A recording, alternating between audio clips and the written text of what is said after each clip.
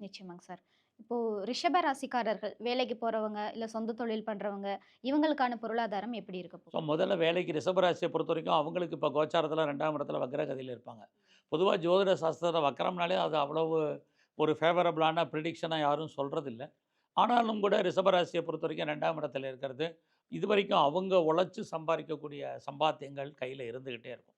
எப்பயுமே ஒரு விஷயம் தெரிஞ்சுங்க, ஒரு பெயர்ச்சி அல்லது ஒரு குரு பெயர்ச்சி, சனி பெயர்ச்சி, ராகு கேது பெயர்ச்சி அவங்க மட்டுமே ஒரு ஜாதகனுக்கோ, ஜாதகிக்கோ ஆக்டிவேட் ஆகுறதில்ல. வேலை செய்யாது. மற்ற மற்ற கிரகங்களும் சேர்ந்து தான் பலன்.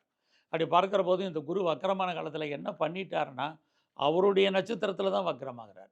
புனர்பூச நட்சத்திரம். புனர்பூசம்னா குரு பகவானுடைய நட்சத்திரம். அவருடைய நட்சத்திரத்திலே இந்த தடவ இருக்கிறதுனால, முழுக்க முழுக்க அவர் தான் சோலா வந்து இந்த வக்கரமான காலத்தில ஆக்டிவேட் பண்றார். அப்படி பார்க்கிறபோது ரிஷபராசிக்காரங்களுக்கு ஃபினான்சியலா பெரிய கிரைசிஸ் ஒண்ணும் இல்ல. அவங்களுக்கு பண வரவு, பொருள் வரவு நல்லா இருக்கு.